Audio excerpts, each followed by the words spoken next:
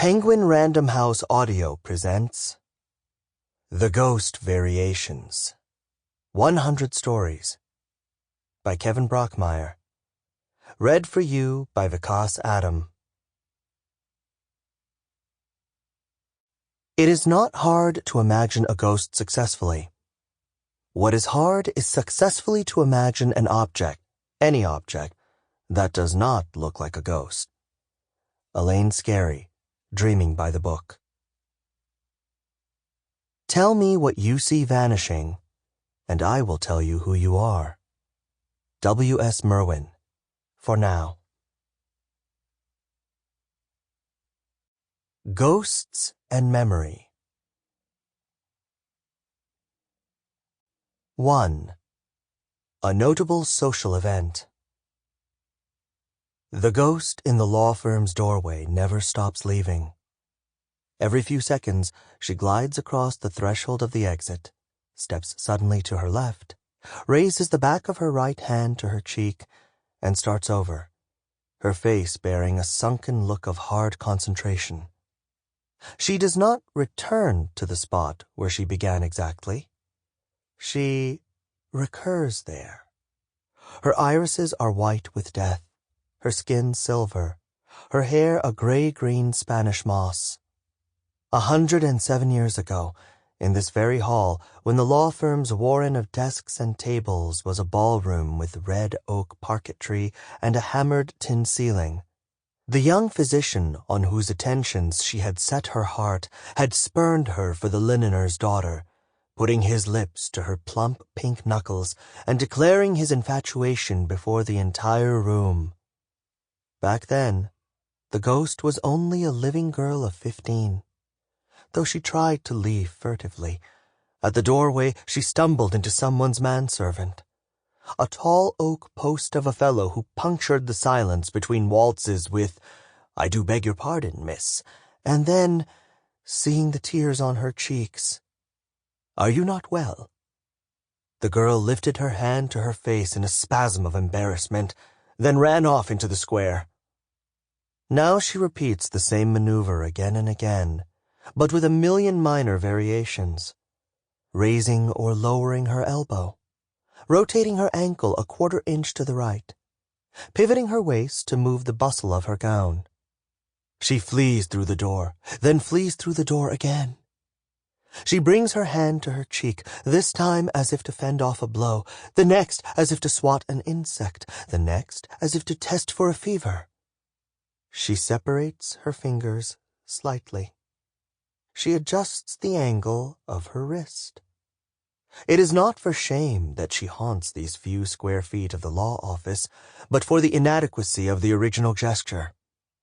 At 15, she thinks, she failed to express the true complexity of her emotions, all her humiliation, resentment, forlornness, and heartache, each feeling in its exact proportions, and so, ever since she died, she has performed her flight from the ballroom with countless tiny reinflections.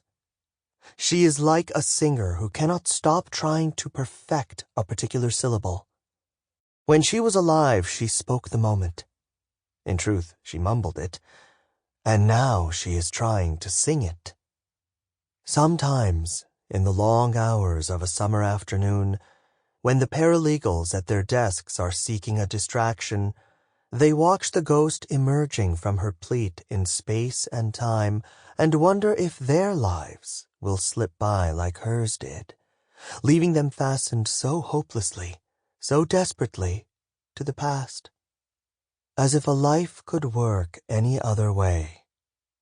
As if that weren't precisely what a life must do. 2. The Guidance Counselor. This has never happened before. The guidance counselor brandished the printout like a lawyer presenting an annihilating piece of evidence, though in truth he was amused. Play acting. It seems that you're ideally suited to be 1. A conductor, or 2. An actuary. So far so good, presuming you like music and statistics. But then there's number 3, Maybe they mean a host? Here, why don't you take a look? He offered the page to the girl, who sat unassumingly in one of his office's sprung vinyl armchairs. She was his 14th student of the day.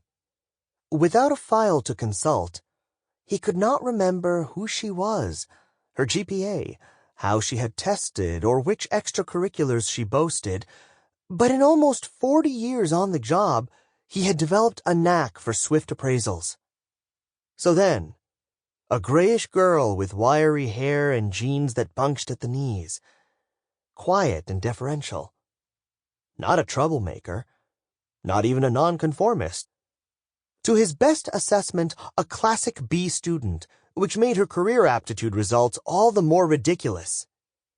She read the page, creased it smartly down the center, and, smiling almost invisibly, glanced at the wall clock.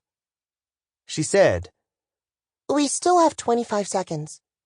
I don't see why we can't get an early start, though. Come with me."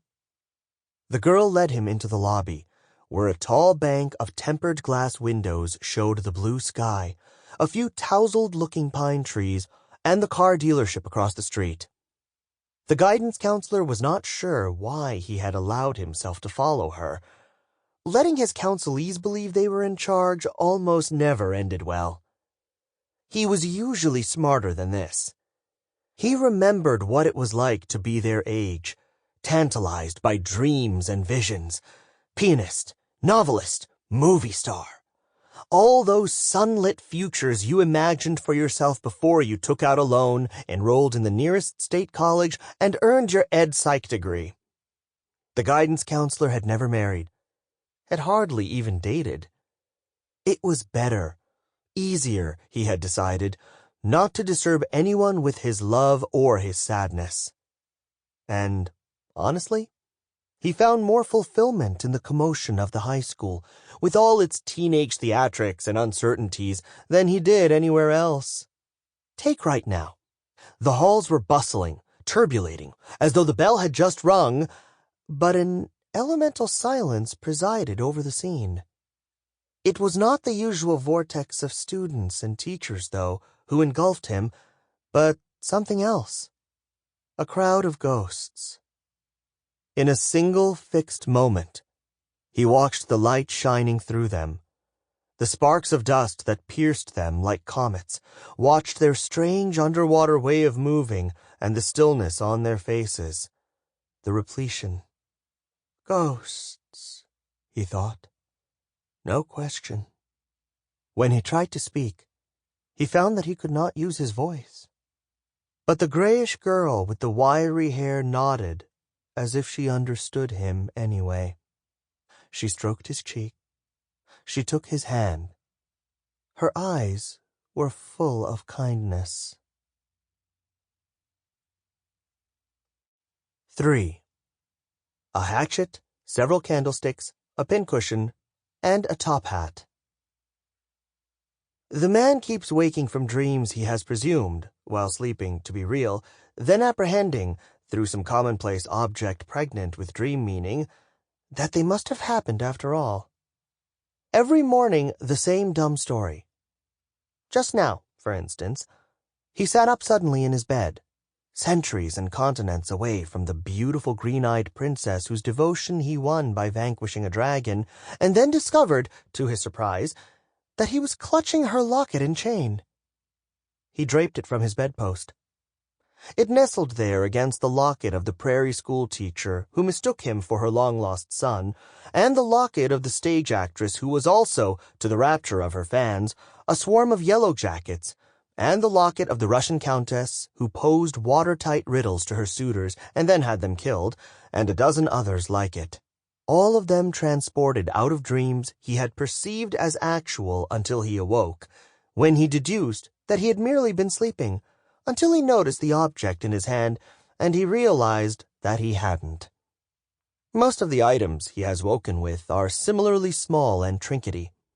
A key, a coin, a pencil. But he has also found himself carrying full-length mirrors, fur coats, and soup tureens, as well as saddles, croquet mallets, feather dusters, a Bunsen burner, a mortadella sauce. Sample complete. Ready to continue?